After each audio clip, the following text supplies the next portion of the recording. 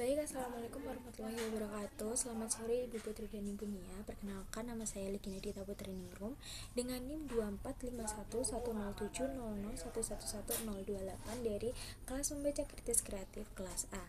Di sini saya akan memaparkan esai argumentatif saya untuk menjawab pretest nomor 27. Di dalam era digital ini, seperti kita ketahui bersama bahwa AI itu menjadi bagian salah satu dari pendidikan.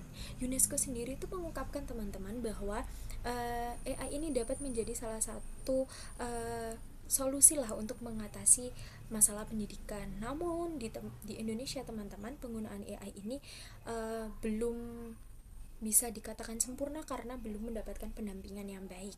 Kebanyakan dari siswa-siswi atau kebanyakan dari kita sebelum mengerti konsep penggunaan AI yang baik, hanya asal tempel atau copy paste saja dari AI tanpa dicek ulang atau tanpa dikombinasikan dengan jawaban sendiri. Padahal teman-teman, jika kita mengkombinasikan jawaban kita dengan jawaban AI, itu akan mendapatkan jawaban yang lebih kreatif lagi teman-teman.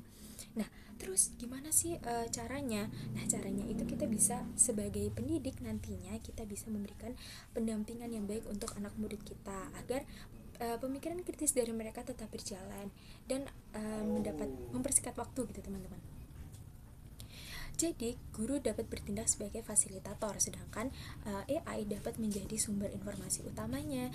Nah, apa sih tugas guru sebagai fasilitator? Nah, tugas guru sebagai fasilitator adalah mendampingi siswanya untuk menggunakan AI, bagaimana caranya, dan menggabungkan atau mengkombinasikan jawaban murid dengan jawaban AI agar mereka itu tetap mengerti, oh boleh loh menggunakan AI, asalkan kita menggabungkan jawabannya dengan jawaban kita sendiri. Jadi, menghindari plagiarisme, menghindari copy paste, begitu teman-teman. Ketika jawaban kita digabungkan dengan jawaban AI itu bisa memberikan jawaban yang lebih bagus, lebih kreatif. Nah, kita itu harus menekankan itu kepada murid-murid supaya mereka ini mengerti bahwa AI itu nggak selalu buruk. AI itu jika digunakan dengan baik itu bisa kok mendukung kita dalam proses pembelajaran.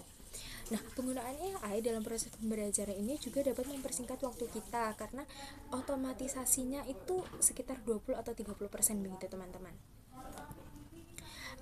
Saya sebagai mahasiswa pendidikan bahasa dan sastra Indonesia kerap kali menggunakan AI teman-teman. Saya juga menggunakan AI. Saya biasanya menggunakan AI untuk membuat kerangka makalah, memberikan saya ide untuk judul makalah, dan memberikan jurnal atau sitasi-sitasi yang dapat mendukung argumen saya, begitu teman-teman. Nah, buruknya AI ini apa sih? Buruknya AI itu ketika kita langsung mengcopy paste jawaban dari AI tanpa memodifikasinya atau tanpa parafrase. Karena hal ini tuh membuat kemampuan kreativitas otak kita atau kemampuan berpikir kreatif kita itu menurun, teman-teman. Biasanya ketika kita langsung menyalin jawaban dari AI, 2 menit kemudian kita sudah lupa apa yang kita bahas, begitu teman-teman. Nah, sedangkan ketika kita mengkombinasikan dengan jawaban kita sendiri, pemikiran kita ini ikut andil teman-teman. Jadi kita akan lebih mengingat jawaban ini lebih lama, begitu teman-teman. Nah, di sini saya sudah menyertakan beberapa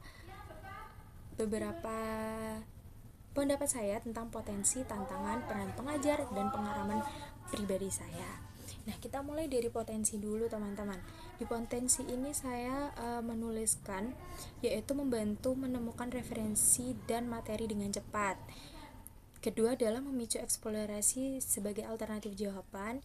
Yang ketiga, jika didampingi dengan pemikiran kritis, dapat meningkatkan pemahaman, analisis, dan kreativitas kita sebagai murid. Yang keempat adalah meringankan beban kerja akademik karena ChatGPT atau AI itu memiliki otomatisasi ya teman-teman, jadi mempermudahkan kita. Yang terakhir adalah menjadi partner belajar yang efektif. Seperti mengkombinasikan jawaban, AI dapat menjadi partner kita gitu. Jadi kita tidak hanya menggunakan AI itu sebagai tools, tapi juga partner belajar. Selanjutnya ada tantangan yang bisa muncul karena penggunaan AI adalah copy paste tanpa memahami substansi, jadi asal tempel begitu teman-teman. Yang kedua, informasi yang diberikan AI ini kalau promptnya tidak benar, itu kadang-kadang itu jawabannya tuh nyeleneh atau tidak benar begitu teman-teman. Jadi kita perlu mengecek ulang. Nah, yang ketiga ini yang paling parah, yaitu dapat menimbulkan ketergantungan.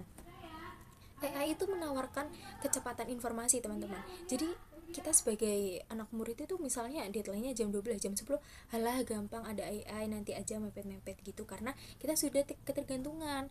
Yang terakhir ada plagiarisme begitu teman-teman. Yang ketiga ada pengalaman pribadi yang tadi sudah saya sebutkan. Saya menggunakan AI untuk menyusun kerangka makalah, menyusun ide, dan mencari rujukan atau jurnal. Yang dapat kita ambil dari penjelasan